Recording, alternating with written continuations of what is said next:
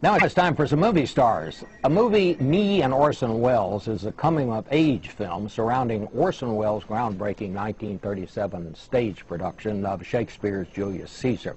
It's a film that explores Welles' journey from his personal shortcomings to his unmatched creative prowess through the eyes of a young man who's trying to make his mark on Broadway. The stars are Mr. High School Musical, Zac Efron, and Claire Danes. They're joining us here in the studio with the director, Richard Linklater. I got to start with you, Zac. I mean, this is a little different kind of deal for you.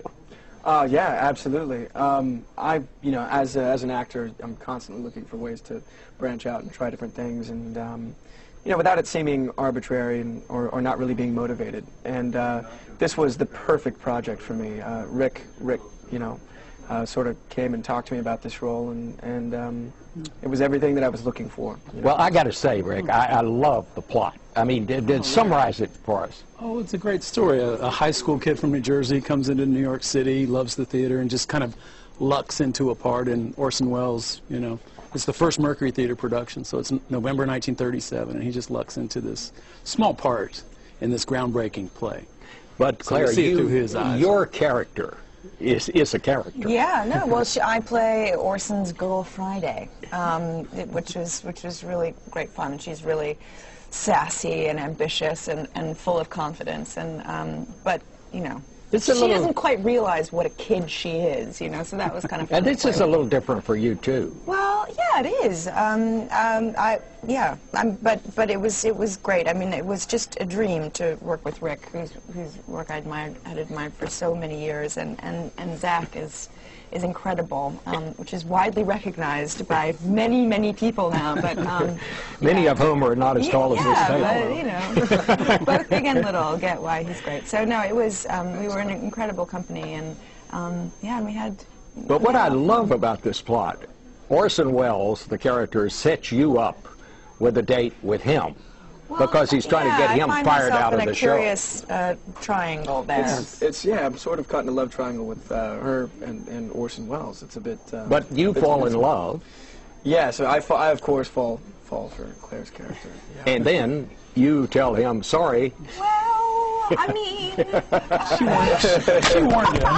I feel very accused here. I mean, she didn't take it as seriously as, of course, the young high school boy did. So, but she breaks his heart. But she doesn't. She's very upfront with him throughout. Everyone warns him. So how did you happen to choose to do this well, it's a wonderful book. The movie's based on this wonderful kind of youthful novel called Me and Orson Welles, and so it's a historical fiction, but the history of it's very accurate. All this really happened. All these characters, everything about we recreated the production within the film, the stage, the music. I think it's so interesting too, because Orson Welles is, of course, iconic in the world of film, and people don't realize that he started in theater.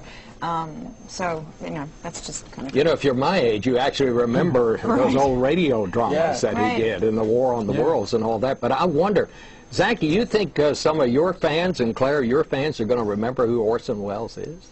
Yeah, hopefully. Well, yeah, hopefully someone will remember, but hopefully even more will discover him through this film. And the entire cast of characters that he worked with.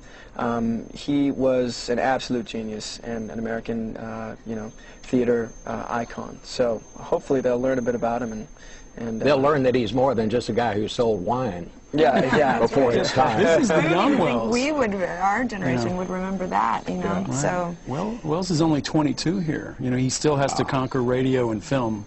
That's ahead of him. He's only 22. He does all that before he's 26. Now, I want to ask you, too, I know you went to the White House while you were in Washington, and what was that all about? Well, we were talking about our art education in the public school system. There's a group called Americans for the Arts, and so yeah, we just we're and the basis, I take it is it's got to be more than math and science. We cannot forget music, art. I grew up in the public school system, and basically went today to attest to the fact of how valuable the arts have been in my education, and the synergy with which they work with, of course, science and literature and English and stuff like that. Mathematics, of course. Great to have all three of you here in Thank you. Washington. Yeah, Hope thank you have you so fun while much. you're here, Thank and you. good luck on the movie. I think it's going to be a good one. Thanks very much. Glad you enjoyed it. That's it for Washington Unplugged on this Friday, and I hope you'll join us on television on Sunday on Face the Nation, where we again will be concentrating on the awful tragedy down at Fort Hood. See you then.